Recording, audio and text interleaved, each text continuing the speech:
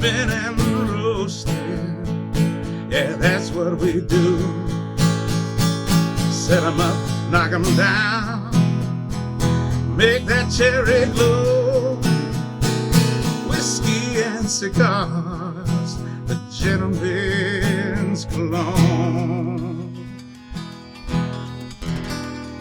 Cheers, y'all.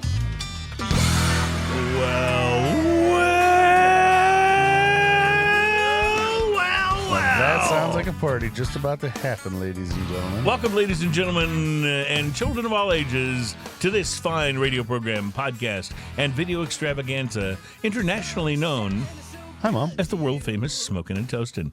We're all about craft beer, fine spirits, and hand-rolled cigars. So when I say children of all ages, only children 18 and up, actually, is how it should be. So That's right. Thank you. Thank you for joining us for the show. It's show number 440 in our lexicon of mini broadcasts. And Again, like that's just past halfway to 500. And we're very excited about getting there. We are all about beers today. We're going to talk about what we're, and it's what, now it's beer. July. So, Barley wine weather. So yeah, it's time for us to talk about the best beers of last year. Since it's July. Okay. Yeah, the verdicts are finally in. So no, there's a very interesting article that I came across where not only like beer writers and editors and specialists named their picks for the best beers in various categories, but then they also went out to the public and said, what do you guys think? And so it's interesting always to see what the quote unquote experts versus the real experts, the people who drink the beer, have to say about it. So that's enough about what we think. Yeah. What do you think about what we think? That's right.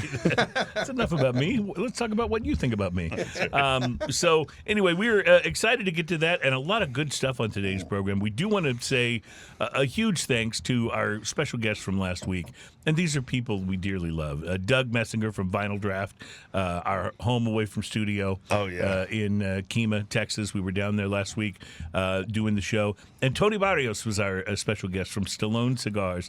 And I'll say it again, these guys make amazing cigars. Yes. And they're so consistent. If you get, a box of Stallone cigars, you can practically guarantee every one of them is going to smoke wonderfully, perfectly.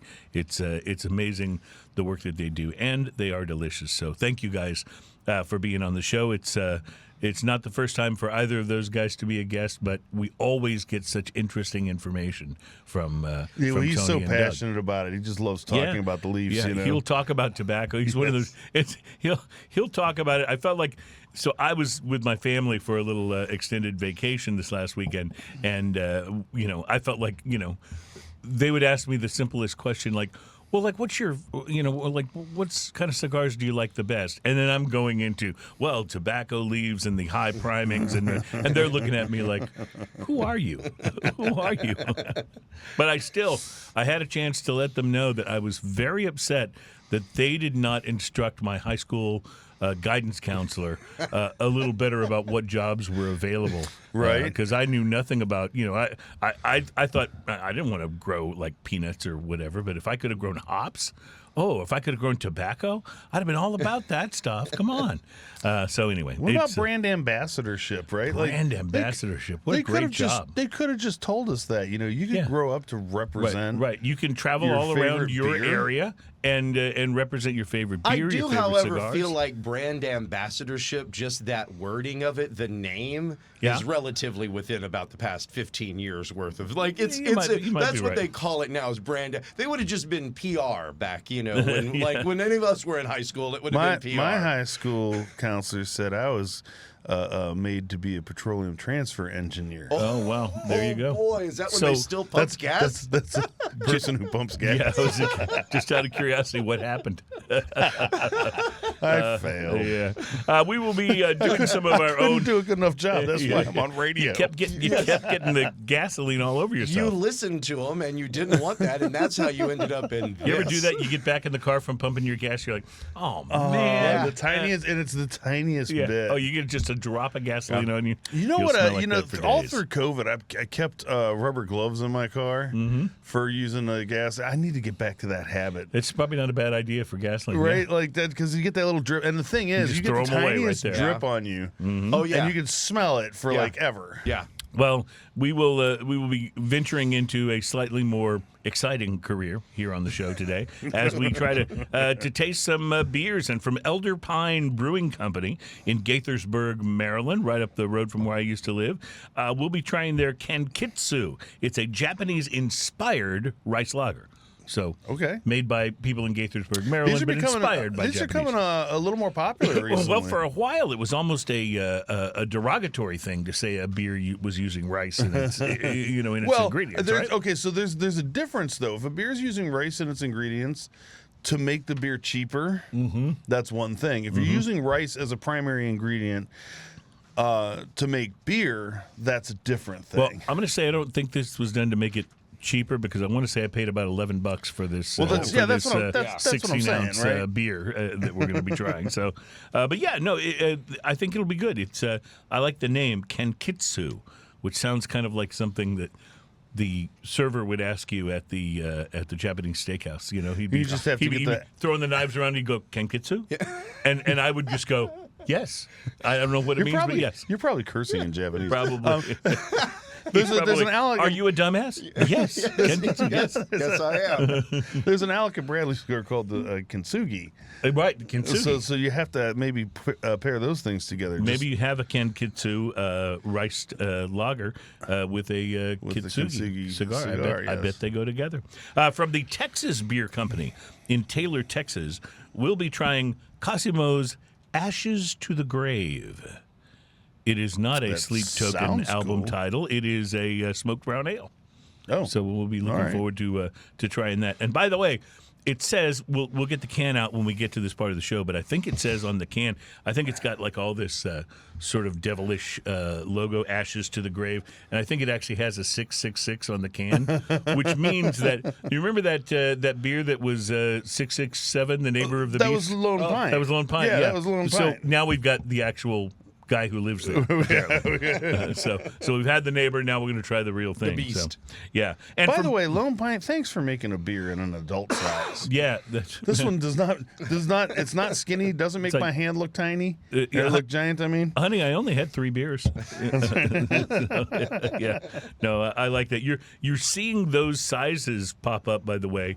At a lot of convenience stores now in the I've seen some alarmingly good beers coming in the grab and go kind of size. I'm liking it. But thanks. Yeah, that's our show beer for today as we're enjoying some Lone Pint Yellow Rose, which it's virtually impossible to not enjoy that. Oh, it's so good. Man. But one more beer I want to tell you about that we're going to try on the show today, and that is from Fonta Flora Brewery. We've had these guys' beers on the program before. Today we'll be trying their double barrel aged Decoy. It's a double Imperial Stout. Oh. So, yeah, and it comes in one of those enormous bottles. It's like Imperial. It's like you have to take out actually a credit application to buy one. It's really the stuff we've had from them before has been really, really good. There's nobody in front of you, but you still have to stand in line for a while to get it. That's from Morganton, North Carolina. You hope that the person in front of you isn't applying to buy one of those. So. And then from Mexico, Cape Horn Tequila Anejo, which comes in, we've got the bottle here, comes in a very rectangular bottle. Which so that's is kind tequila. Of unusual. This is tequila. That's like see the rectangle and the red color. The red color. There are the ghosts of Cape Horn. And the steering wheel, the ship wheel. I was thinking it was going to be a rum. I didn't even look at it. I just from the bottle. If I would have looked at it, you guys just got Gordon Lightfooted and didn't say a single thing. I love Gordon Lightfoot. Make fun of me if you like. Although I love Gordon Lightfoot. I love Gordon Lightfoot, but I hate the Wreck of the Edmund Fitzgerald. I like his other stuff. Oh, come on. The Wreck of the Edmund Fitzgerald is awesome. The problem with the Wreck of the Edmund Fitzgerald, and anyone who's listening now knows this, is that song, when it gets stuck in your brain like an earworm, will never go away. Oh, yeah. Near. Oh, wait, I think I have to pay royalties now. So sorry about that. Pretend I never did that. We do have some of our regular features on the program. We'll be bringing you a drunken fact here moments from now. Our drunken fact teaser headline for today: Science has discovered how to keep the mosquitoes away. Science. Well, they need to share that with us here in Houston. Yes, it's this is some serious stuff, I'm telling you. And then, of course, we will bring you in the second half of the program. We will be bringing you some drinking news. Drinking news is the segment where we bring you a story from the news that is, supposedly true. It's been reported. It is sometimes, but not always, about drinking, but it is always best enjoyed if you've been drinking. And now our drinking news teaser headline for today. Now we know why they call it Wagyu. So we'll get to that coming up a little bit later on in the program. Kind of scares me. Does it? You're not easy to scare, Terry. You're a robust individual. Yeah. But this is a kind of a scary story, I do have to admit. You know how every office has that one chair that you don't want to get? Have you got that chair? I started out taller than you, and now now the microphone is up to my nose. You're sinking. Yeah, you're sinking. We will venture into a very interesting article about the most mispronounced beer names. Oh. So I think this will be good because we do. Oh, you teased that one before. We haven't. We mispronounce names occasionally here on the program. My best one that I can remember is I think I was talking about something about Wu-Tang, and I said RZA instead of RZA. RZA. RZA, RZA. Yeah. RZA. Yeah. So Love that guy. I've done my share of bad pronunciations and stuff like that. We'll get to the most mispronounced beer names, and I'm actually excited to get to that. And we'll tell you about some cigars to watch for too. So I think it's going to be a fun show. And Ian will of course be bringing his cigar review here momentarily. Do we have time to do the drunken fact, Terry? You want to do drunken fact or beverage and mystery? We have to. Well, let's do beverage and mystery since we poured it. We don't want it to get cold. So here it is. The beverage of mystery. And the way this one works is that one of us will bring in a beverage. The person what brung it is the only person who knows what it is, but we try it and see what it is, see what we think about it, and then we reveal what the beverage actually is. This is a very grapefruit fresca nose. Yep. Grapefruit fresca is absolutely right. Now that you said that, I can't get any other notes from the nose. Grapefruit fresca. Well, when you take a sip, you get notes of floor cleaner. Oh boy, that is some notes you know. And medicine. Regina Steamer, carpet cleaner. You know the bad medicine that the doctor gives you when you're a kid? Right. Yeah. Mm-hmm. Got a little of that in there. That's not just a Bon Jovi song.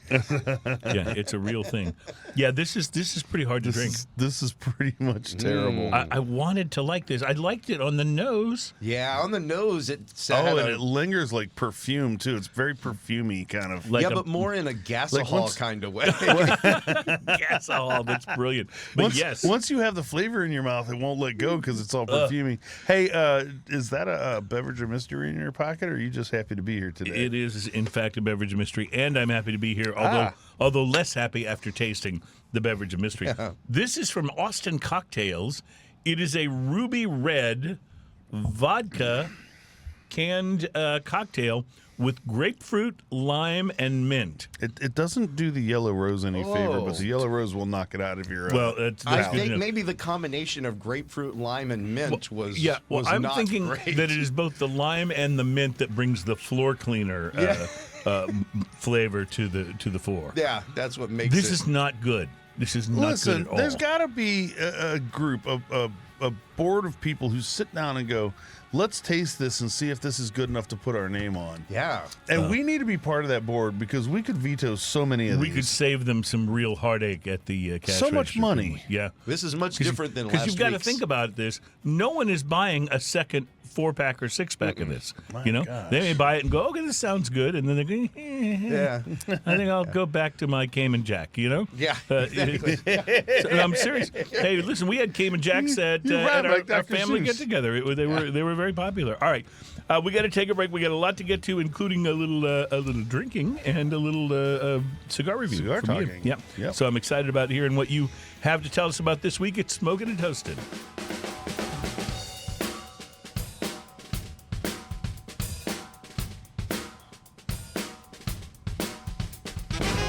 Welcome back. It's Smoking and Toasting. Our program number 440 is all about craft beer, fine spirits, and hand-rolled cigars. Speaking of hand-rolled cigars, do you have anything interesting that you smoked this week, my friend? I don't know if sort of, yes.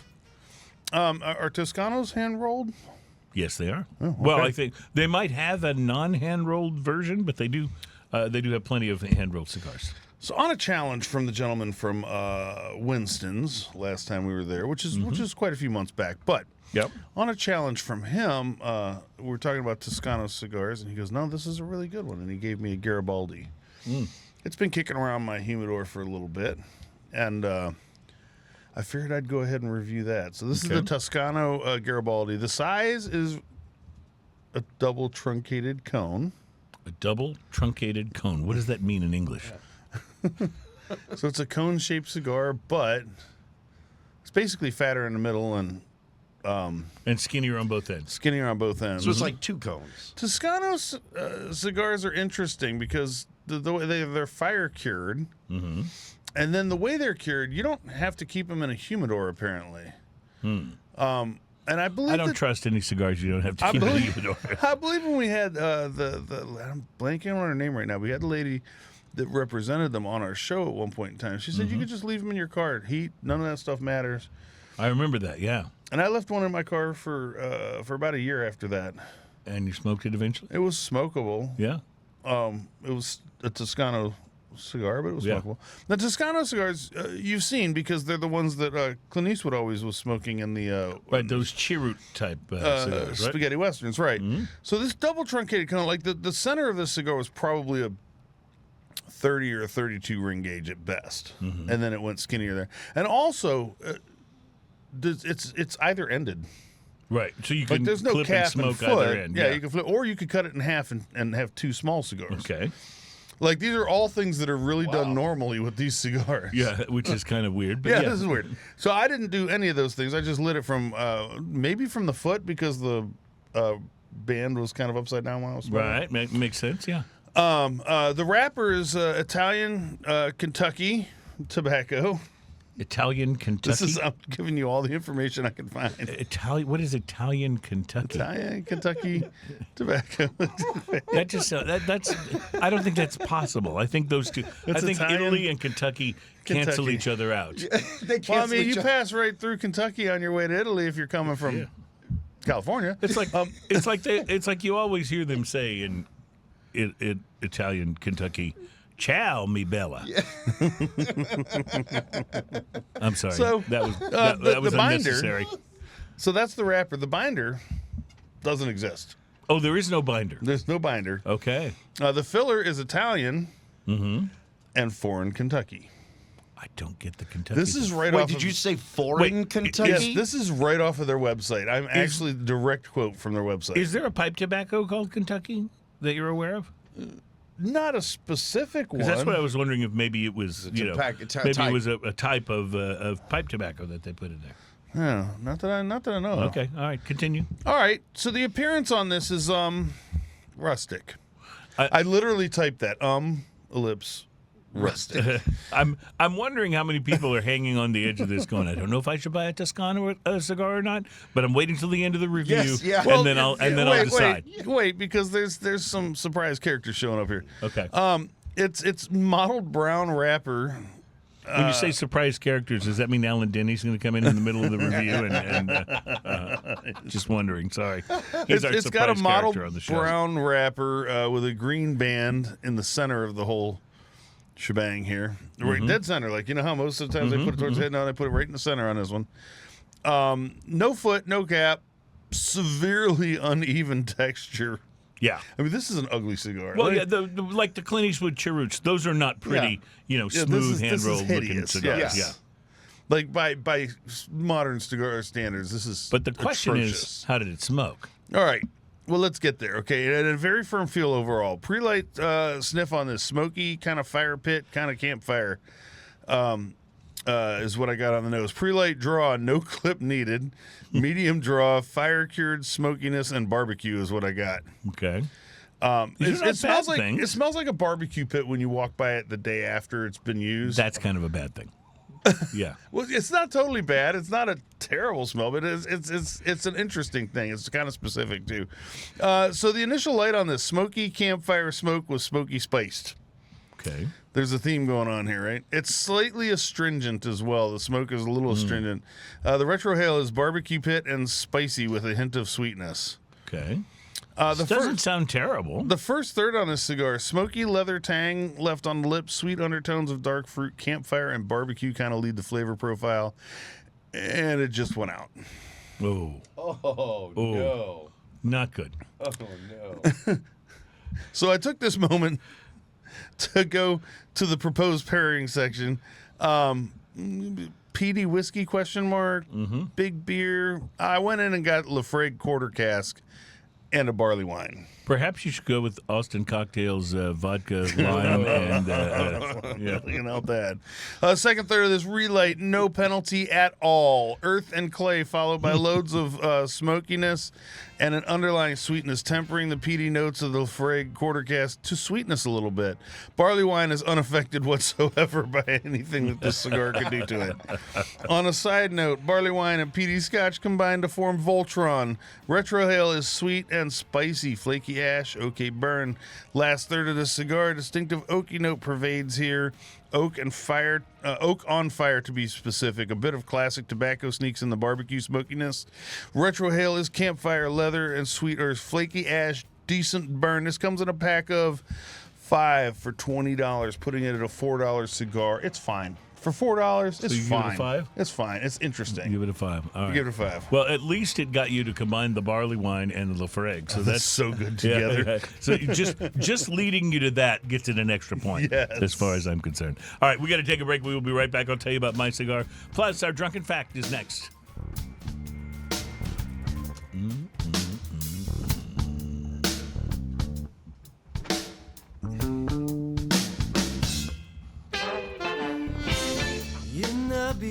Welcome back. It's Smoking and Toasting. I forgot to grab the beer. Hang on. Oh, we'll get down in there. I still, I just had a small belch, and the Austin cocktail came back to haunt me. Oh, well. I don't know if And I I like only the, took like 2 small sips of the thing. the combination of grapefruit, lime, and mint. I don't know why those were the three things we thought of. Do you guys feel like this is the worst beverage of mystery we've ever had? Man, it's pretty bad.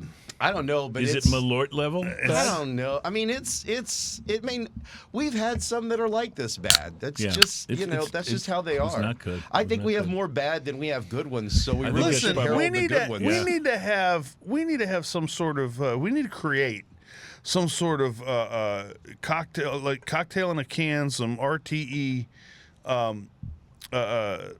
panel that tastes these things and can refuse them when they're so bad. Maybe we should why is this in a can? Why did it make it this far? Yeah. What? Something went terribly wrong. They took a wrong turn in Albuquerque somewhere. I'm going to be honest with you.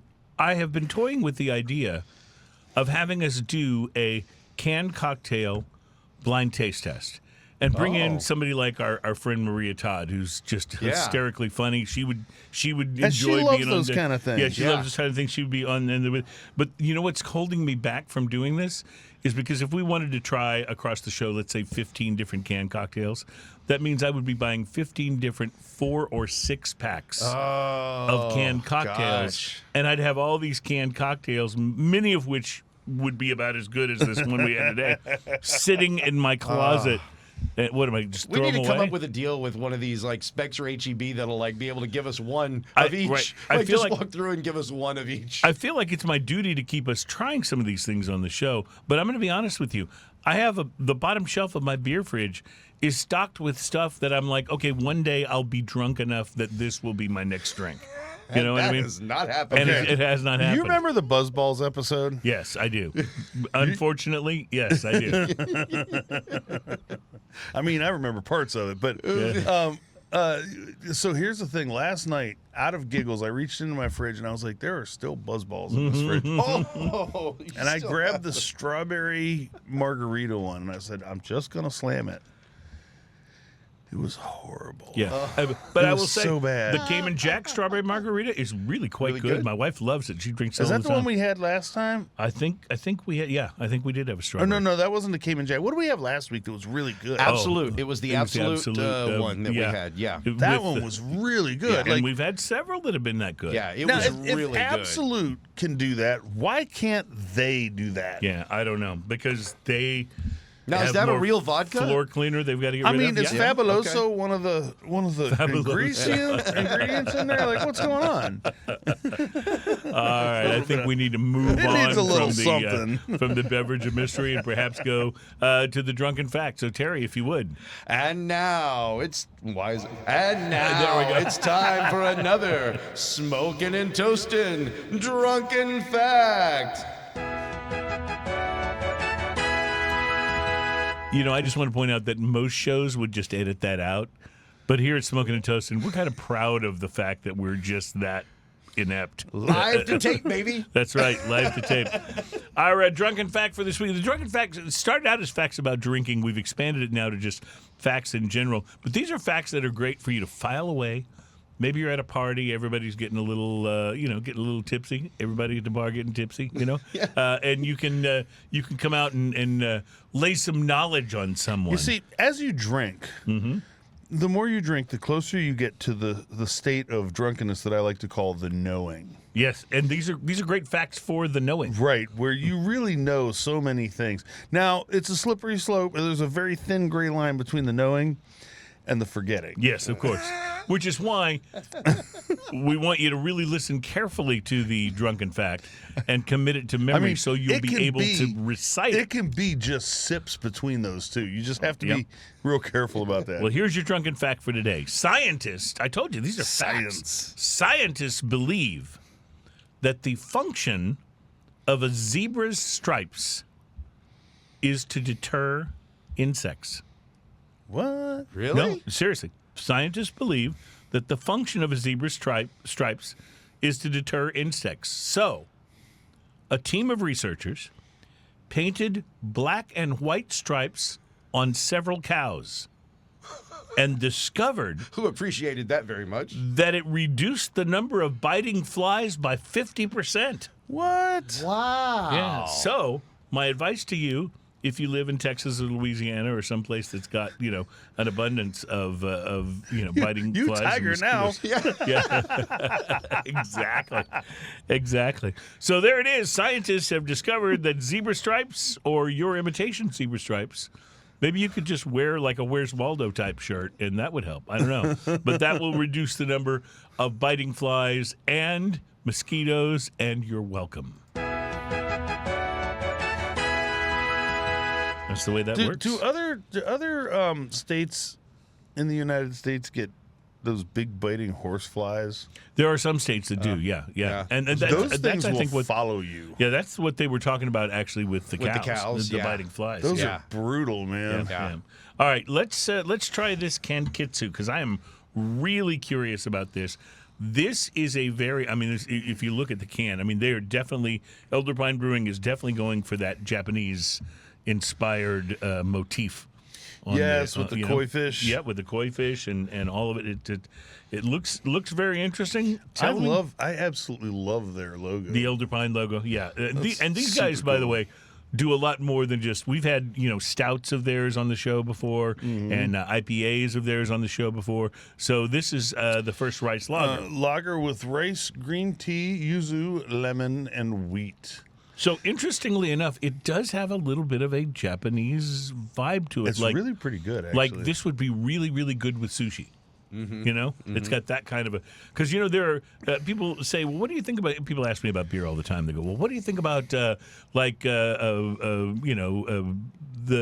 Ichiban or some of the different Japanese beers? I go, I love them when I'm having sushi. That sound, that feel is just absolutely perfect. That sound. Sorry, I was deleting a spam call off my phone.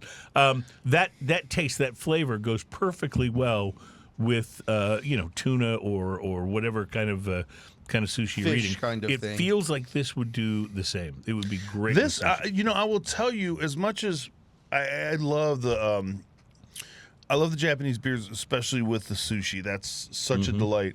This I would drink on its own, though. This is a very nice, it's very interesting, nicely flavor. balanced, and it says so many things on here that I would generally avoid, like with rice and green tea and beer. But it's really good. It's actually quite tasty. They've figured it out. They've got the right balance in this, and it seems to be working. It is a very balanced beer. It finishes real clean. It leaves a slight sweetness on the end. Just the tiniest bit. You get a little tiny bit of that green tea hint in there, but it's not. It's not overwhelming. The sweetness on this is that sweetness you get from the slightly overcooked rice at the bottom of the pot. Oh, which is so good. Yeah, it's kind of that thing. That. It's really, really nice. By the way, while I was out with the parents, I was sent to Walmart to get rice. Oh gosh! And my wife goes, just get like some frozen herbed rice because we. And you were up in Walmart country, where Walmart began. Yeah, you can't just. I'll tell you a secret about being in Bentonville, Arkansas. You can't just go to your phone and type in Walmart. Because there's the Walmart headquarters, the Walmart this, the Walmart that, the Walmart store, the Walmart gas station, the Walmart, executive offices. You have to know what Walmart area you're looking for. I want to go there and go mountain drive biking. up to an executive office I thought I could get my rice here. Yeah, I was looking for some frozen rice. Do you guys have it? So we wound up with frozen sticky rice. And let me tell you, it was delicious. Yeah. It was really good. My wife put some lime and some cilantro in it. It was fabulous. Anyway, I don't know why I'm talking about that. Let me talk because it would go good with this. You could make it into like a spam masubi like they have over at Hawaiian Brothers, where they put the spam and the sticky rice and wrap it in seaweed. I'm all about that. I bet that's real good. I love all about this idea. Yeah. Always good to find new and exciting uses for spam. Yeah. That's one of the things we pride ourselves on. Let me tell you about the cigar I had this week because this was a really as interesting as Ian's cigar was. Mine was interesting in a very different way. So let me tell you about it. I had the Black Label Trading Company Lawless Robusto Real.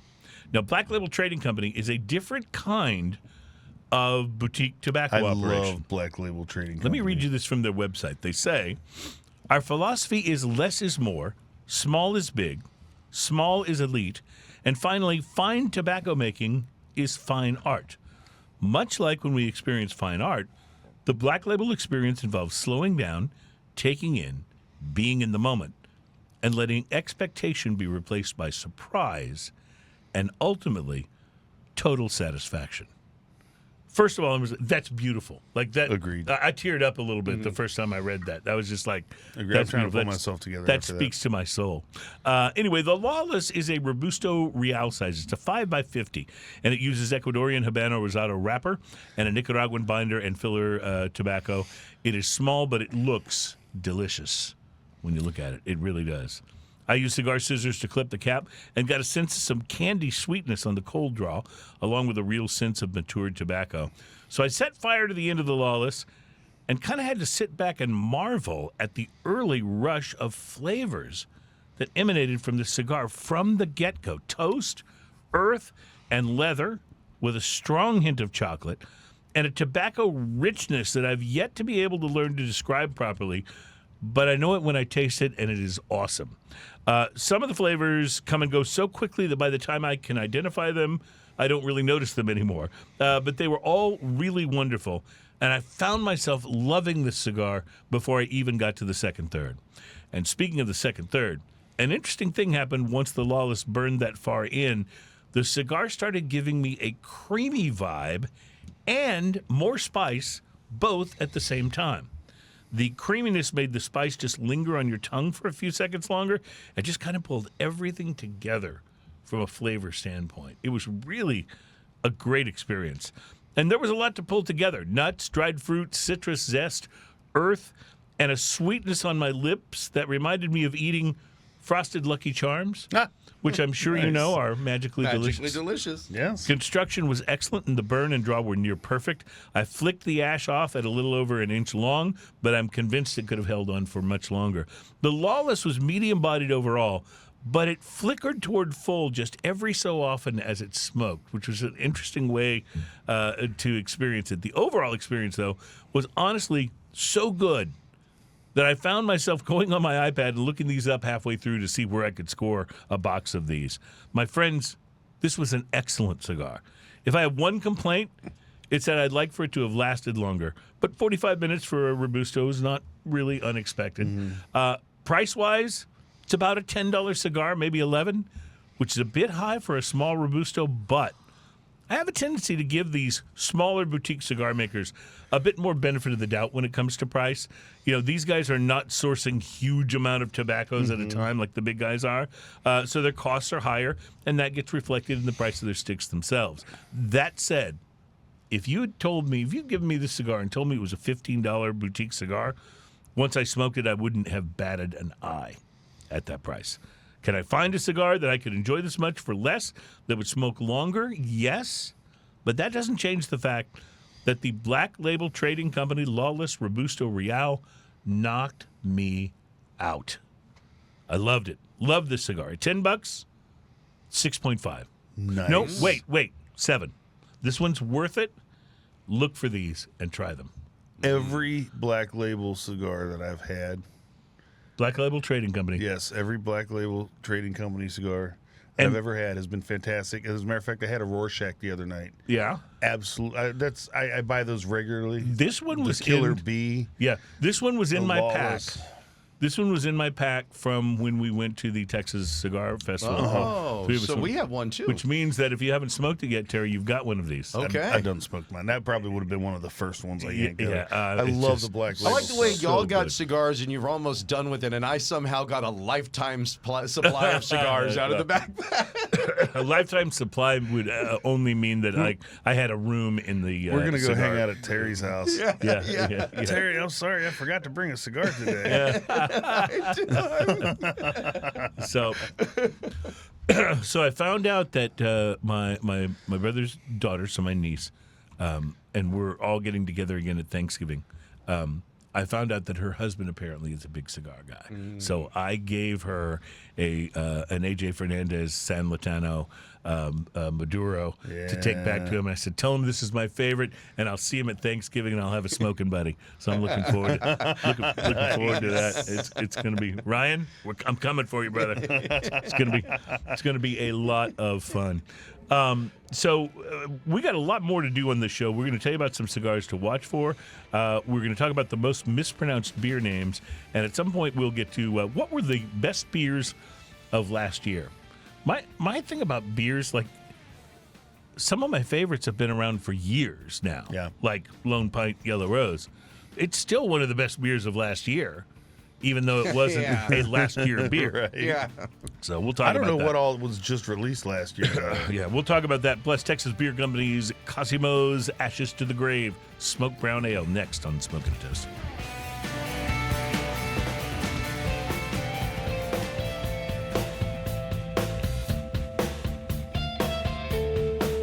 Welcome back. It's Smoking and Toasted. Our program is all about craft beer, fine spirits, and hand-rolled cigars. Love those things. We love those things. We're going to get to more of those things. I wanted to get to an article that came out. It all started, apparently, with a TikTok video.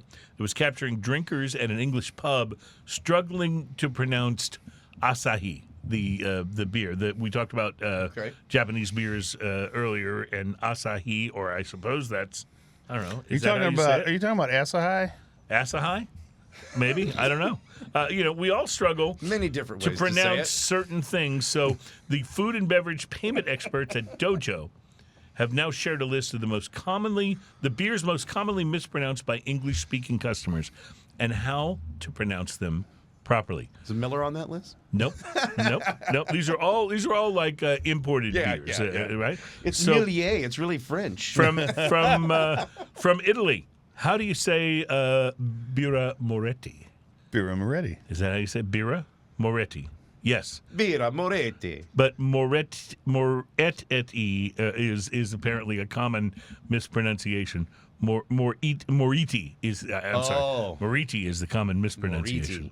How about Wiesentefener? Weinheim. That's hold on, I have to look at it. So it starts with a W, and so most people say Wiesentefener. Weinheistefener. See? Yes. See, so I mispronounced the correct pronunciation. Weinheistefener. Weinheistefener. All right. How about Heineken? I don't pronounce that one at all. If I say that, someone might give me one. Some people apparently pronounce it Henneken. But it's Really? Heineken, yeah. I just remember the song. Yeah. Can I get I'll something have a that's in a Heineken. green bottle, maybe a little Yeah. skunky? How about the Belgian beer, Hoegaarden? Hoegaarden, come on. Yeah, the common incorrect pronunciation is Hoegaarden. Yeah, So right. you've been pronouncing it Hoegaarden. wrong. You've been pronouncing it Hoegaarden. Yeah. But it's Hoegaarden. Hoegaarden, okay, Yeah. close enough. But I've Americanized it. A Hoegaarden sounds very interesting, that you know? sounds, yeah, It- exactly, yeah. How about Grolsch or Krolsch or Grosch, which is pronounced... It's Grolsch. Actually, it's not. That's the mispronunciation. Then what is it? It's Krolsch. Krolsch. Krolsh is how they proper? quote it out Okay. phonetically. That's the correct pronunciation. You know, I would give you the sound of me opening this beer, by the way. Yeah, but you already did it. During the break, I opened it and almost just took a sip of it because, like, it was just a beer in front of me. Yeah, well, It's and that just a happens. beer I in front of understand. And it's I a mean, very dark beer in front of Ian. And so I've if you been do I've been that- out with you before. Yeah. You know, so I understand. How Well, this- if you put a how dark this beer in can front of happen. Ian, it's like giving putting a dog treat in front of my dog. He's wants it now. Yeah, that's right. I want That's it right. now. And the longer you make him sit and wait, the more that unfair that is to the animal. That is smoky. Before we get to that, Bitburger, the German beer, Bitburger. It's not Bitburger, it's Bitburger. Bitburger. That sounds more Bitburger, proper. yeah. And finally, Kronenbourg. Kronenbourg is the incorrect pronunciation. It's a French beer, but it's Kronenbourg. Is I how it's say pronounced. Kraftwerk. I'm sorry, did I throw out too obscure of a reference? No. In fact, it made me think of an even more obscure one. Do you remember when Karen Carpenter did a song with Kraftwerk? Oh no! Now I'm going to be looking that up as soon as the show's up, my over. friends. Wow, we are the robots and Autobahn with Karen Carpenter. I think it was called "Calling Occupants of Interplanetary Craft." Okay, Look that it up. sounds exactly Look it up. right. Yeah. That's very Wow. strange. Yeah, either Wow. that or I'm confusing it with something else. But it's equally, if it's not Kraftwerk, it's equally as weird. It's got Ashes from the Grave. Yes. Ashes from the Grave is a haunting brown ale Mm-hmm. that conjures up a balance. This is hard to read. Conjures up a balance of smoky and toasted malts. Smoking and Perfect. toasted malts. Sorry, I had to burp there. Smoking and toasted I'm malts. still tasting that first thing. Anyway. Try this brown ale. I think it'll knock that out. Smoking and toasted malts, perfect for those who dare to venture into the dark. Sip carefully. So I just want to say I have tried this, and I think it's wonderful. And one of the things I want to Smells point great. out is that a lot of times when smokiness gets added to whether it's cocktails or beers, I don't really like it. In this case, I think it totally works. It does Oh work. my god! It totally It works does work. with this. Little lighter It mouthfeel has than a I little expected. bit of like that walnut shell astringency at the very Absolutely end of does. Yes. it. But yeah, it's this smoky, but a roasted kind of smoky So it's Cosimo's deliciousness. Ashes to the Grave Smoked Brown Ale. The brewery's Texas Beer Company. They're from Taylor, Texas. And this is a fine Wow, beer. It really is. Brewed with solar and people power, coming in at 6.66% alcohol. Okay, well, course. it's it's not like enormous, but it's not Yeah. insubstantial either. Anything else you can tell us about this beer? I know it's a hard can to read from. That's pretty much everything it says on here. You know what else it It's says? a grave digger's delight. I'm Cheers, y'all. delicious. It says, "Cheers, y'all." They stole our thing. Oh well, what are you gonna Well, do? they already said smoking and toasting and cheers, y'all. Maybe this should just be a partnership. I just think they listen to the show. yeah, You know, that's all. it. Yeah. That's all. They're in Taylor. They can get I us like here. the farm. I like their logo. It's like the FM Farm to market. farm to market street. But it's interesting because a lot of people Sign. think of Texas. They think of cars with steer horns on the front of them, and you don't necessarily think Trucks. You don't necessarily think there's going to be a Texas beer company that's going to produce something that is this sophisticated and interesting and wonderful. But it is ashes from the grave. Ashes from the grave. Smoked brown ale. I got that wrong in the show notes, but it's Cosimo's Ashes from the Grave. So Quite good. Shiner did a smoked beer a few years back, and it was not my favorite. A lot of people really liked it, but it was not my favorite. This This something about the way this is smoky just tastes. It fits in. It a bit really better, works yeah. with it. It blends well with it. You're right. Most of the time it stands out, Right. and it's like, oh, this is just smoky. I'm gonna say, take a sip of that. I'm gonna say one more thing in there and there's a subtle hint of it. Root beer. Yes. Okay, yeah. Yes, there is a hint of root beer in there. It's almost a little bit of that. It's like root beer, but not too sweet. It's not sweet. Yeah, But no it's got sweetness. that, yeah. It's got a little of that pecan or walnut Yes. astringency, a little bit of the root beer, and then the smokiness. But the smokiness doesn't feel like it's added. You know what I mean? Right. It's not liquid smoke. It's not like Right. Yeah, not like the Burger King. this is actually quite good. I could see, I could see definitely sharing this with friends as when they come over, pass a little bit of this around. And This would, imagine having this with some barbecue too. Oh, I like this. I idea. mean, what could be more Texas than ashes Smoked from the beer grave, with smoked smoked beer, pork? and smoked pork? Yeah, yeah. Bring me some sliced brisket now. I'm hungry. We have to take a break, and we will return. We're not far from. We're actually about to jump into hour 2 of the show, which means drinking news is right around the corner, and we still have to tell you about the best beers of last year. We'll get to that coming up.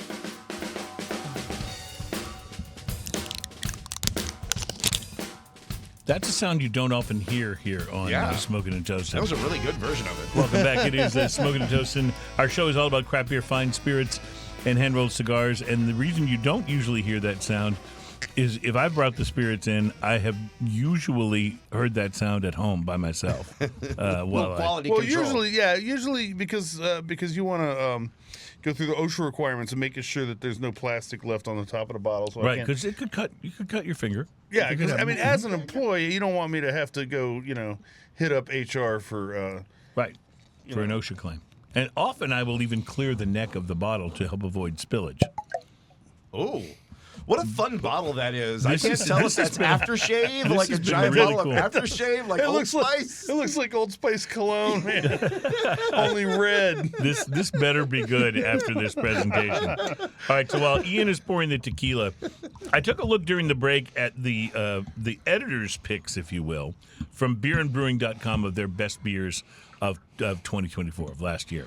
And I have to say, even though I recognize a couple of these breweries, I don't know any of these beers. Which is crazy, considering how many different beers we try yeah. and how good any of them are. But let's just run down this list because you, the listener, may have heard of or seen one of these, and if so, the editors think these are the good ones, and you should try them. And then we'll get to the people's list, and the people usually speak with a little more clarity. I do love Frem, or as I like to call them, P-Frem. They list their Japanese lager from Kansas City, Missouri. Strange Days Paragon makes their best beer award. Old Thunder Mild Stillage from Old Thunder in Pittsburgh. Again, not familiar. I don't know Old Thunder at all. 10 Barrel Crush from Bend, Oregon. Funky Fauna Unholy River. I love the name. That's from Funky Fauna. Sisters, Oregon. From Park City, Utah. Offset Dopo.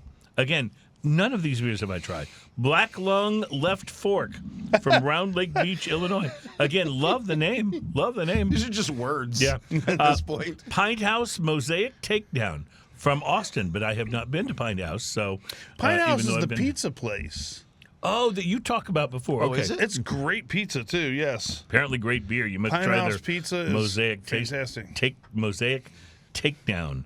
So check it out. Gold Dot Helles Lager from McMinnville, Oregon.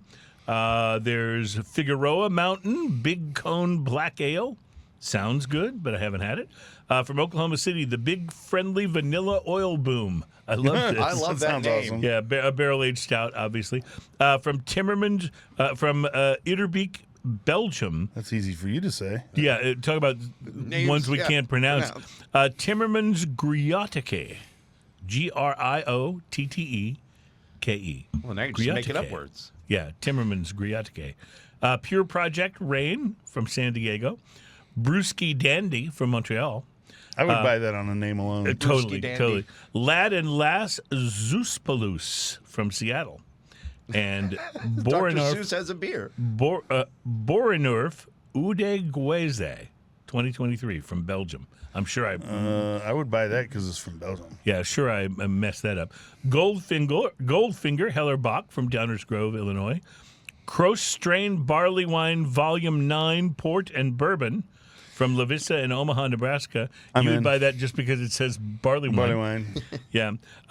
Grains of Wrath Panopticon IPA from Kamasa, I would Washington. buy that for Grains of Wrath. Yeah, Grains of Wrath. That's pretty good. So that's the list. And so as many beers as we've tried, and as great as those names are, if I'd seen those names anywhere, I'd have grabbed those.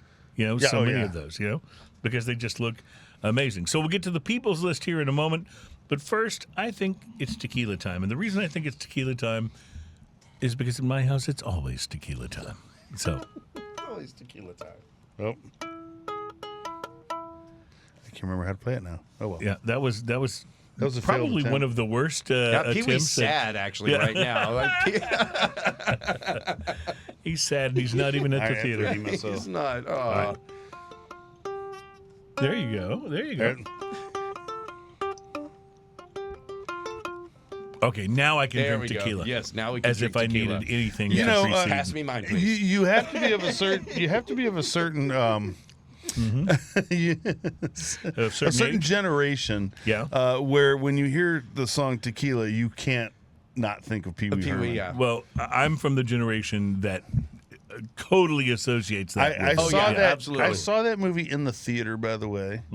I've told you my story of seeing that movie. Yes. I saw it in the theater. I was working for a radio station. I was working overnights at the time, so I'm up and around during the day. And I went to see a matinee of Pee Wee's Big Adventure when it first came out.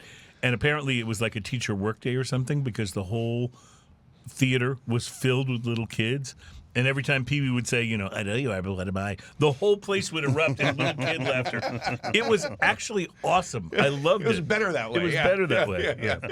But I digress. I just took a little bit of a nose on this. The nose is amazing. Chocolate bomb. Chocolate and vanilla, like And a little bit of that there's a little snickerdoodle in there. a little snickerdoodle and just a little bit of that agave flavor. Oh, I love it. Love it. Yeah, on the this nose. smells really, really If nice. this tastes as good as it smells, this is going to be. I love the color big, of it big too. hit. It's so it's actually really pretty. Yeah.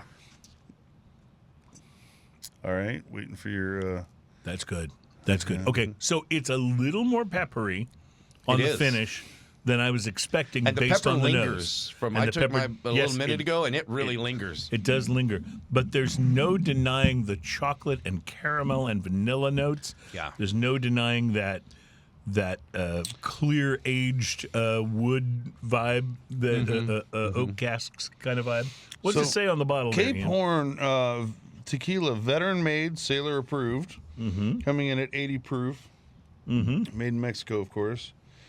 Produced and bottled by Compañía Tequilería, Hacienda de Capilla, and some other words that are difficult for me to pronounce. It says on here, it's not about the number of bottles we sell, it's all about the nautical miles we sail.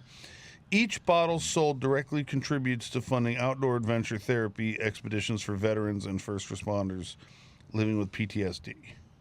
That's really cool. Yeah. That's really cool. And they make a fine tequila to boot. This is good. It is. It really has And that. I want to tell you this was about $40 Okay. I would totally buy this. for an This- añejo. Yeah. So, and they had the reposado and the blanco there too, but I went with the añejo. Yeah. And I'm glad I did because I'm loving that caramel and Did the other ones come in the same bottle? no, they were different colors. So probably Same a bottle, blue different and a color. black Yeah, a or blue something. and like a clear, I think. Okay. Yeah. Okay. The red is pretty fun. It is. It is definitely different. And like Terry said, he looked at the wheel, thought it was a rum, thought Yeah, it I was thought it was sailor, a rum just because, sailor motif. Yeah, But- exactly. Yeah. Yeah, And the I'm- red bottle, I mean, that's not normally a tequila looking Yeah, bottle it, to me. it doesn't look like a tequila from the bottle. I Yeah. have to No, say. it really doesn't. Yeah. It's definitely if you want to be against it. overgeneralized, but the bottle is very square.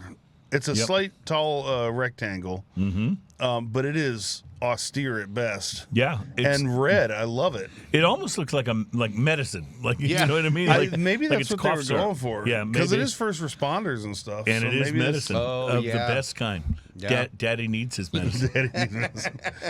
Sweet nectar to ease the pain. All right, let me run you through. Starting, there are 25 beers on the People's List. These All are right. your favorite beers, People's Reader's Republic Choice, list. from beerandbrewing.com. Starting at number 25, Goose Island Bourbon County Stout. We had that on the show Nothing wrong with that. last week or the week Yeah. before. It was Yeah. fabulous. Pilsner Urquell comes in at 24. I would debate you on this, although it's not the worst beer in the world. I certainly wouldn't put it on the best list. Yeah, agreed. Would you? No, it's a beer that you can drink if they don't have anything else. Yeah. Agreed. Like if you're at a restaurant and they don't have a Yeah. great beer list, but they've got mean, if it's Pilsner Miller- Urquell, you can go there. But Bud not one Light. you'd put on a list that would say it was the best. Miller Lite, Budweiser, Pilsner Urquell. I absolutely love the I think next we know one. where we're going. I absolutely love the next one at 23. We've had this beer on the show before. It's Weldworks Juicy Bits, their juicy IPA. Yeah. It's wonderful. Breakside Pilsner is at 22. I'm not familiar with that. Are you? Goldfinger Original Lager at 21. Block 15 from Sticky Hands Nope. is at 20. The Alchemist Focal Banger is at 19. Have had that. The Treehouse Julius IPA, which we've had on the show, was quite good, is 18. Burial Surf Wax haven't is heard number of it. 17. Cross Strain Fairy Nectar is at 16. I love the name. You want to know try it. that. Fairy nectar. Bierstadt Lagerhaus Slow Pour Pills is at 15. Not familiar with that, but I want to try it. At number 14, a favorite, Bell's Two Hearted IPA. Yeah. Allagash White is at 13, another great one. Allagash, nice. The Alchemist Teddy Topper IPA is at number Yeah, 12, that's a another good good one. one. Sierra Nevada Celebration is at 11. So it's interesting to me that of all the things that Sierra Nevada does, that it was Celebration that made the Celebration's list. the one, right? It's right. interesting. I like Celebration, but I don't know. I don't think it's even my favorite Sierra Nevada. But anyway, Russian River's Blind Pig is at 10. P-Frem's Pilsner, or Frem, if you prefer to actually pronounce it correctly. I don't. Breakside's Wanderlust IPA is at 8, and Breakside's regular IPA is at 7. Huh. That's interesting. Alvarado Street's Mai Tai PA is at 6. That sounds so interesting to me. I'm going to be on the You're gonna lookout have for to that. look out for that one. Yeah. Outer Range in the Steep is at 5. North Park's Hop Foo is at 4. That's likely an IPA, although I haven't had it. Highland Park's Timbo Pills is at 3. Sierra Nevada's Pale Ale is at 2. Now, I love Sierra Nevada Pale Ale. I do. I think it's one of the, kind of go-to beers out there. I just don't know that I would put it this close to the top of a best beers of 2024 list. Agreed. I mean, Sierra Nevada Pale Ale. But they're saying of it's so 2024, good. so they're Yeah. not comparing it to, I guess, But anything before. this is any beer available in 2024. Not that it had to have Clearly, come because out. Sierra Nevada Pale Ale has been around for 50 and years. that beer is one of the earlier craft beers that really put craft beer on the map. So it has a historical value that's And at number 1, Russian River's Pliny the Elder comes in at number 1. Now, here's the thing. We're big beer fans here on the show. You know that if you listen to us regularly. And the only time I've ever been able to try Pliny the Elder was when Ian got his hands on one, and it was a little out of date. out of date. And it was interesting, but not. I still didn't get why is this like such. Is it just hard to get? Why is it all the rage? I apparently can't get it here. Here? Okay. Where we are. Yeah. So I want to put out an all points bulletin. If you live somewhere where you can buy Pliny the Elder and you send me a 6-pack, I'll send you back at least 12. I'll send you 24 Texas beers. And I'm talking good stuff. I'll send you stuff that we have had on the show and liked. Pecan porter. Yeah. Oh, come on. Yeah. I'll make you a gift pack that you will be like crazy about. But I really want to try a really good in-date Pliny the Elder because it's topped so many lists. I've seen it for so long. I want to know what all this is about, and I want to try it.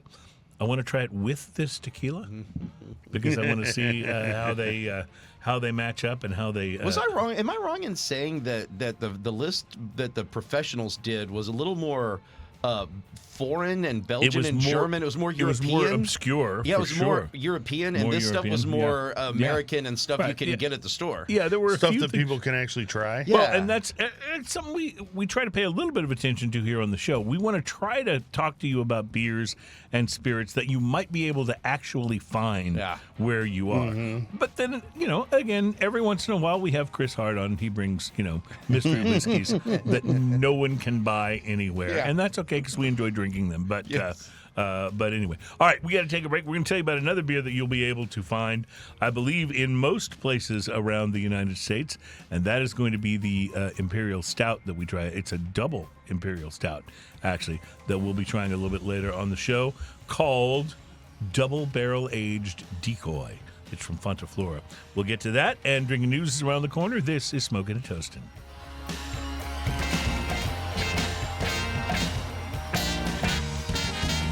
Welcome back, my friends. The program is called Smokin' and Toastin', and our show is all about craft beer, fine spirits, and hand-rolled cigars. And speaking of fine spirits, love those things. Boy, are we enjoying this tequila, or at least I am. Are you guys enjoying this as much as me? Very much. It's interesting because I fabulous. liked it like right off the bat, but it's almost like the more of it you drink, the more.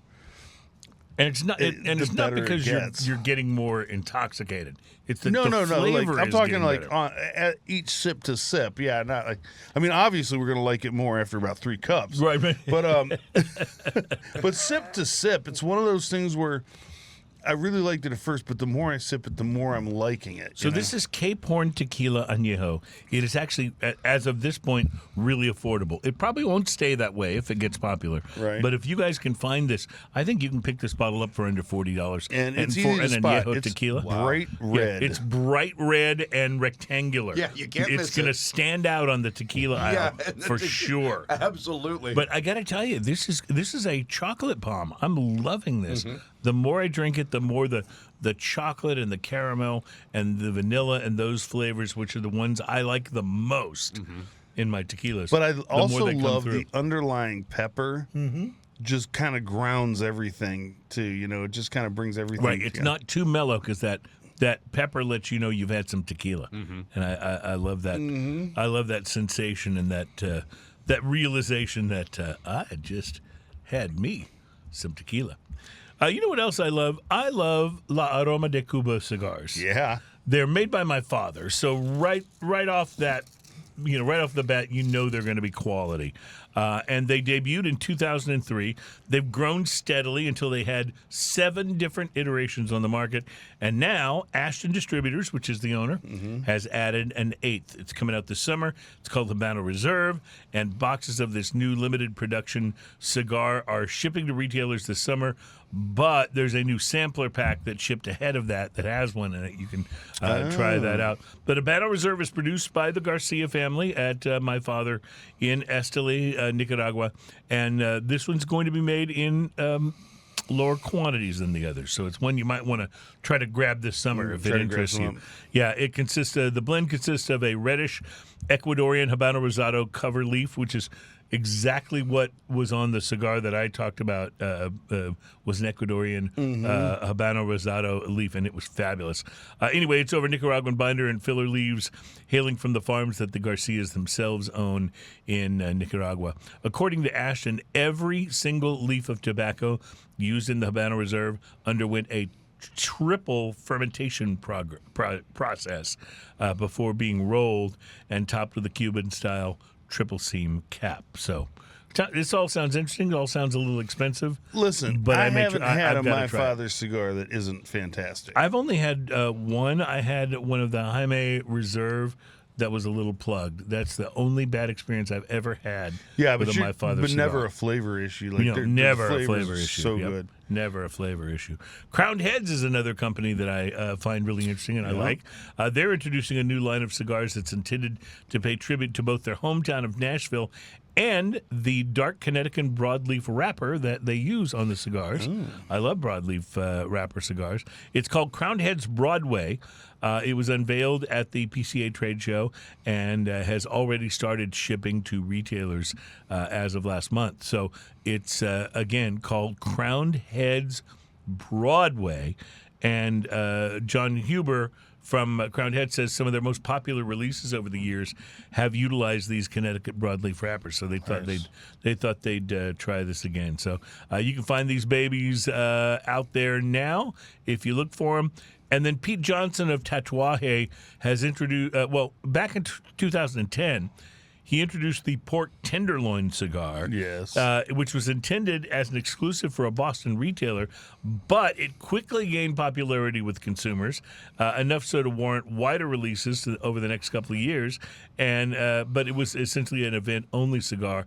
Now there's a third helping on the way. As the pork tenderloin returns this year, it is already shipping to retailers. Instead of a box or a traditional bundle, cigars are packaged in butcher paper, like a cut of meat. Love that. Yeah.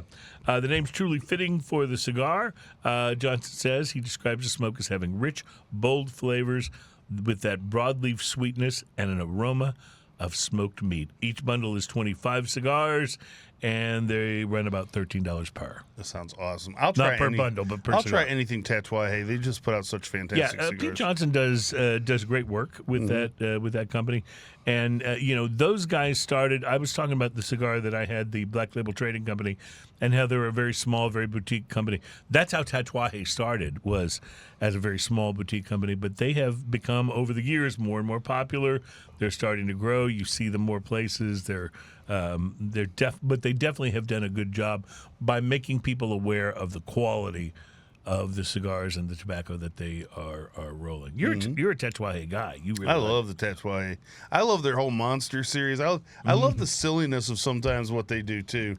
Like I just find it fun, Who is it that does the Superfly? I love that silliness too. That's Oscar Valdez. That's Oscar Valdez. I love Oscar Valdez. Yeah, that Superfly is so cool. I haven't met the guy, but I totally want to hug him when I see him. Yeah. Whenever I smoke that cigar, I'm hearing the theme from Shaft in my mind. Wow. Little Curtis Mayfield starts playing. Curtis Mayfield, yes. Come on, baby. That's good stuff. You got to love that. Yeah. You got to love that.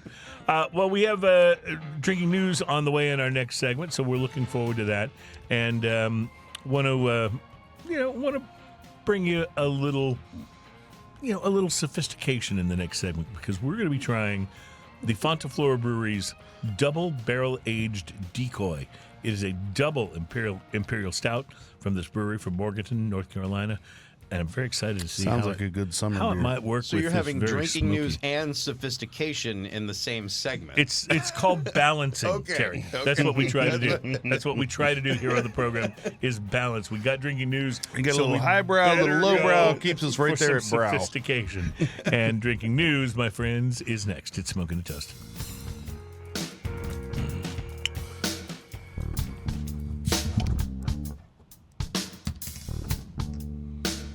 That was actually pretty subdued for a bottle opening, wasn't it? It was, but the top of it was, I think, muffled by the wax. Yeah. It's a very large bottle, Yeah, too. these guys at Fonta If I had Flora, $1 for every time somebody told they me. are very serious, these guys. Would you at like Fonta to Flora. smell the bottle cap? Yeah. Steve Martin asked Oh, my Kermit the goodness. Frog You in went, the Muppet movie. you went totally to the Muppet movie. I love that. This is one of the reasons we love Terry's, because not only are his pop culture references interesting, but they're often extremely obscure, and we love that. We just love. I love that the more scene. obscure, the Would you like better. to smell the bottle cap? Many ways. Well, I know Ian's pouring a little bit of stout right now, but that stout's going to have to sit, and I'm going to have to ask him to pick up the ukulele, because my friends. Look how dark this is. Yeah, this is motor oil coming All here. right, I'll pick up the ukulele, but you got to pass one Boy, of those to Terry. he's I'll going pass to play that to that Terry. really fast so he can get back to the Drinking news. Drinking news, drinking news. The punk rock version. Drinking news. Ladies and gentlemen, it's time for drinking news. Drinking news, drinking news. Now it's time for drinking news. A Florida man with one arm said he had a gator for a pet. When asked about his absent arm, he said, I had to take my gator to the vet. drinking news, drinking news. Now it's time for drinking news. Cheers, y'all. And I'd just like to say, For drinking news, we're drinking some really, really good tequila. Tequila's Tequila's really pretty awesome. good. And we're going to be getting to this double IPA, or I'm sorry, double stout here in a moment. But before, Double Imperial. Double Imperial Stout. Yeah, you got to love that. Before we begin today's drinking news. That's like double big, by the way. Yeah, yeah. Double, boiling trouble. It's like Darth Vader and the Emperor coming at you at the same time. I love it. This is going to be a good thing. Before we begin today's drinking news, we'd like to stop and salute one of today's biggest music artists, who is a cross-genre favorite. He's topped not only the pop charts, but also the country charts, and is a fellow lover of the suds, just like you and me. Although I would love the chance to spend some time with him and convince him to drink better beer, but that's not important right now. The artist I'm speaking of is Post Malone. I knew it. And he's one of the rare celebrities today that you hear almost no one say a bad word about. Wait, does he drink bad beer? He does. Why? He advertises bad beer. Because he hasn't hasn't they hung pay out, him a lot of money because for it. he hasn't hung out with me long enough for me to show him the way. That's why. But we'll get there. Post. Yeah, almost nobody has a bad word to say about Post Malone. People seem to love him. And after an incident in one of his recent shows, I think I love him even more. Post was on stage in Glendale, Arizona, performing his hit country song, Pour Me a Drink, that he does with Blake Shelton on the album. He was at the State Farm Stadium when he moved close to the edge of the stage to salute a fan by raising the red solo cup of beer he was drinking from. Suddenly, the edge of the stage gave way, sending Post Malone tumbling to the ground in what could have been a serious accident. Wow. The good news, Post wasn't hurt. And in fact, he even kept singing after he had fallen off the stage, keeping the song going without having to stop and start anything over. But the reason we're saluting him here on Drinking News? Because he managed to survive the entire incident without spilling his beer. Take that, Kelsey Grammer. Yeah. Bravo, Post. Now let's talk about trading in that Bud Light for a really nice craft Pilsner. Oh, he wasn't even drinking beer? Yeah, right. I mean, that'd make it even more important to not spill a precious drop. Yeah.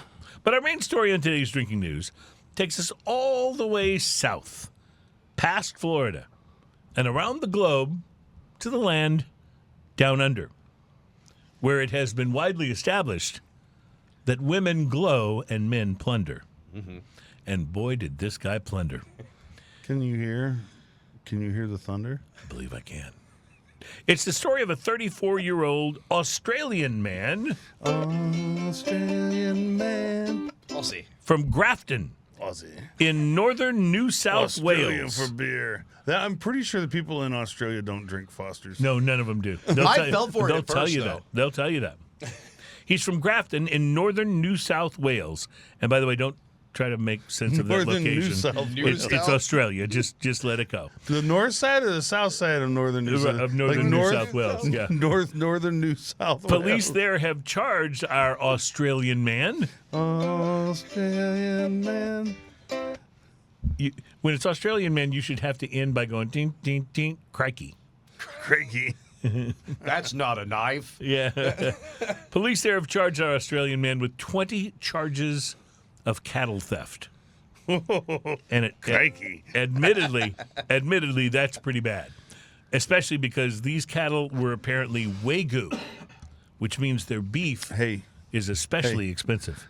Is that a kettle under your shirt, or are you just happy to be here? But what makes this worthy of inclusion here on Drinking News is that our Australian criminal didn't just steal adult cattle. Oh, no. I think it's probably best if we just read you the headline of the news story that we're dealing with here.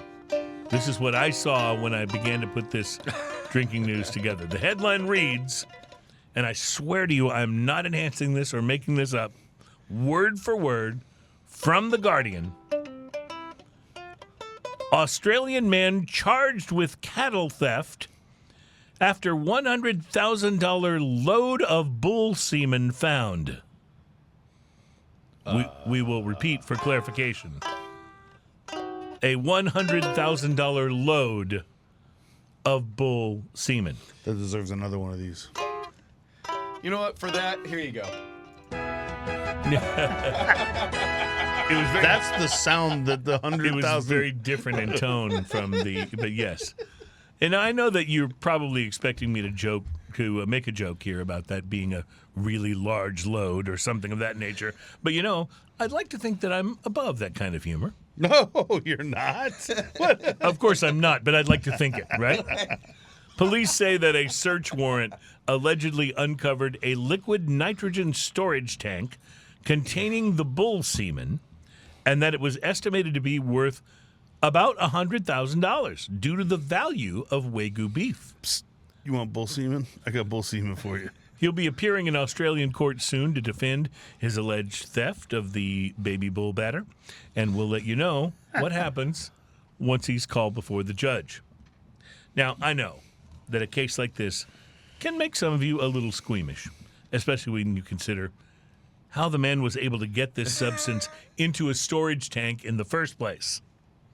My best advice would be try not to think about it and focus instead on the brave actions. There's some logistics here that just don't. The whole thing too. I mean, leading up to and to me, it's like, where do you go? Do you just on the streets of London? Hey, you need some of this? I got this for you. Yeah. You need a bull? Because I can start you off from the ground up.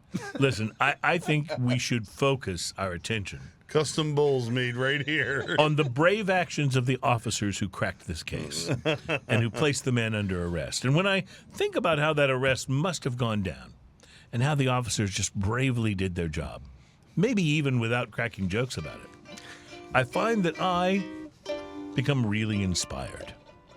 And as regular listeners of this program know, when I become inspired, I like to express myself by penning some verses of poetry or prose, something that allows me to let that inspiration free to inspire others, maybe even you. And so, with apologies to cattle farmers everywhere, and to my late grandmother, who absolutely loved it when I wrote poetry, God rest her soul, I'd like to share my little collection of verse with all of you now. Can I get a little poetry reading music, please? And it goes a little something like this. An Aussie man in the cattle biz thought he could steal and be gone in a whiz. But the cops found him out and told him with a shout, "Hands up and step away from the jar of... step away from the load of... Just step away." I'm still working on that last line. I totally apologize. There's got to be something that rhymes with whiz. Yeah. I'm sorry, go ahead. Reporting live from northern New South Wales, wherever the hell that is, where I have just turned down a lucrative offer from cattle breeders to help collect the next batch. Nope. Sorry. My name is Cruz, and that is your... Drinking news. I started on the wrong chord. Drinking news. Drinking news. That's our time for drinking news. Cheers, y'all. Wow. I just want to mention, when I was with my family, I drank a lot more than usual. Not because my family drinks, that's just how I coped with it. And so I wrote that while I was, probably under the influence of some, rum or something. That was some serious bull, dude. Yeah, it really was. Wow. Have you tried this beer yet? What a load. I have not. No. But somehow I think even with the ukulele in your hands, you have managed to He's try tried it 3 times. It's I'm just getting like dark fruit on the nose. it's pretty fantastic. Yeah. Well, these Flora Fonta, these guys know what they're doing. I mean, these Fonta Flora Brewery out of Morganton, North Carolina. And there's a goose in the water, and you're seeing it from under the water. Oh, that is a goose. I thought it was some sort of prehistoric dinosaur creature, to be honest with you. But no, it's a goose. Oh. This is delightful. Double barrel-aged Decoy. All right, so describe this for me in... So first off, there's almost no carbonation to it whatsoever. None at all. I have one bubble. I have 2. It leaves my lips sticky, like when a 3-year-old eats a cake. Mm-hmm. You know what I'm talking about. Mm-hmm. Like, how did you get it there? Yeah. Anyway, it's funny because it doesn't look as viscous as it tastes. You're right about that. Like It tastes like it's like a 10W40. Yeah. You know? Yeah, so it has a huge mouthfeel to it. But if you look at it in the glass, now it's oily, but it's not thick. Wow. But then you take a sip and you're like, holy cow, how did they pack so much flavor in the liquid? Mm-hmm. It's absolutely crazy because Have you? the wood, the bourbon comes through, but the chocolate and the vanilla and the chocolate And the vanilla. and so much chocolate. And the chocolate. Have you gone Oh, back? that's why. It's brewed with water from their wells and 50% local ingredients. Apparently, one of the local ingredients was chocolate. Chocolate. Because it definitely has that going on. I mean, it Now, is. We This mentioned, is a chocolate bomb. Well, we mentioned that the tequila was a bit of a chocolate bomb. So have you gone back to the tequila I yet? haven't done that. Have you done You that? should try this. This is the I'd be experiment. interested. Be interested to see your Yeah. reaction, sir. Oh, interesting. So it takes the chocolate flavor out of the tequila to me, and leaves it with some of the other flavors, which are really interesting. The Tons of agave, vanilla, the agave is a little more tons of forward. agave, Tons of pepper. vanilla. a little Yeah. bit of pepper Pepper too. on the finish for sure. And then go back to the stout. It just tastes.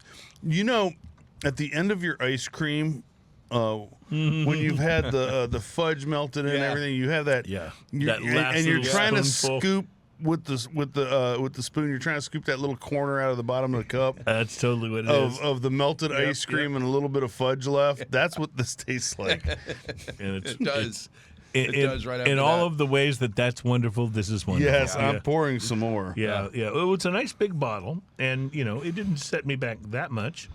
That You many. didn't have to take too much of a loan out. That to get many it. months salary. Having one Um, salad. So no, but these are those bottles that, and one of the reasons I like for us to try these, besides just being able to enjoy them on the show, is that you see a bottle like this at your favorite store, it's not going to be cheap. No. Yeah. So you're going to look at that and go, all right, is that going to be worth $38 or $54 or even if it's $25? Like, is that going to be worth? Like, I could buy some beer that I know I would like for Yeah. $25, or I can take a chance on this. It's one of the reasons we like to try these and tell you what we're But getting. this style of beer in this style of packaging is an opportunity. Mm-hmm. This is not the beer that you sit there and drink by yourself. This is when you have friends over. And you grab some glasses and you sit around and it's a talking point, and it's a great conversation starter. And imagine this sitting outside on a decent night with some breeze coming by, Yeah. and this and cigars. Oh man, a cigar would Yeah. go so well with come this. on. Yeah. Come on, is right. Yeah. This would be rocking. It's downright dreamy. We'll even call it McDreamy. McDreamy. for the purposes of our program. All right, fabulous. We'll talk more about it. We'll wrap up the show. We'll tell you about some of the things we got coming up. It's all next. It's Smoking and Toast.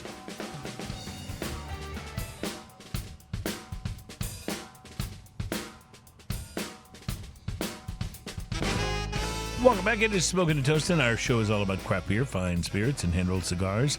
We're in our final segment of this week's show, and one of the reasons I love the final segment so much is that by this time we've poured the beverage, the spirit, whatever it is, and we've been enjoying it, and usually like one more beer, which often matches up reasonably well.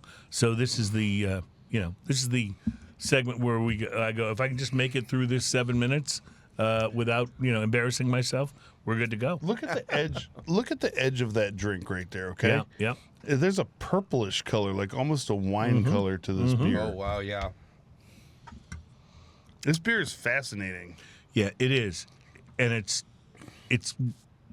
a beer that you, like you talked about. You want to open this up when you have friends over, and you can pass it around and talk about it because it's so interesting. There's so much going on in the flavor profile of this beer. This is not a one-note thing. Yeah. There is all kinds of stuff going Doesn't on. say what the ABV is on this, but I'm assuming it's pretty big.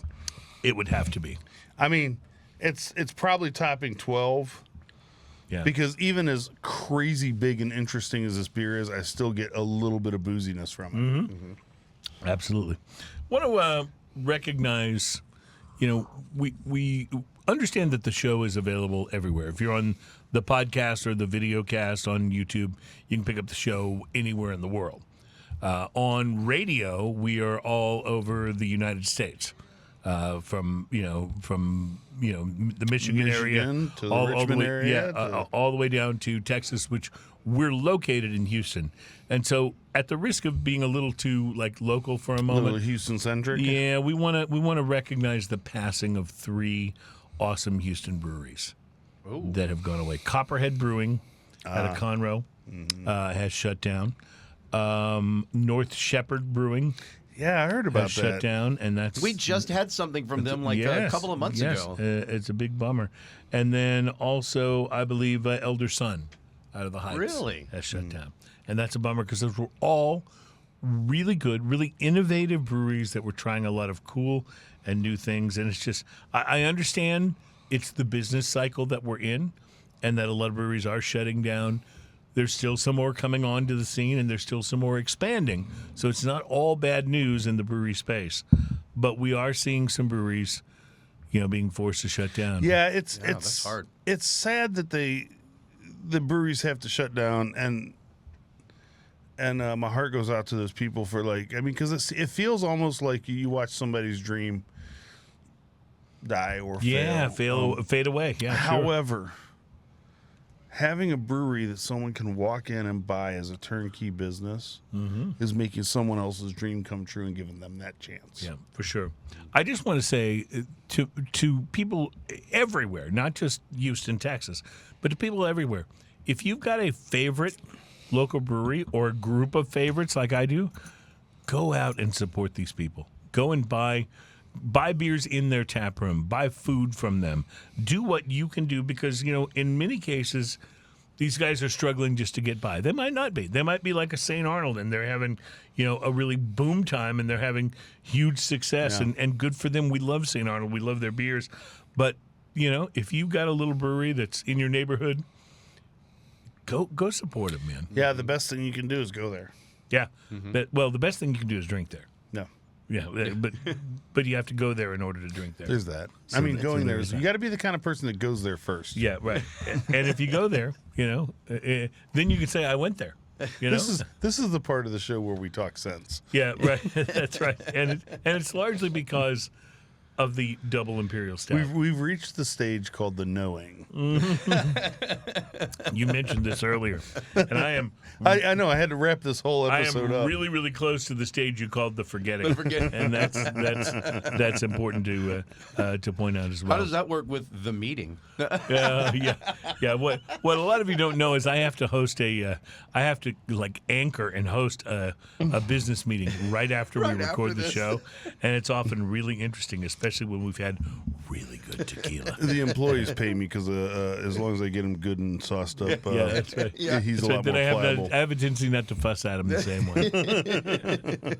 You guys, you're doing a great job. I love you guys. I love you guys. No, it's listen. We have so much fun doing this show, and thank you for listening and for tuning in on your local radio stations or for finding us on YouTube.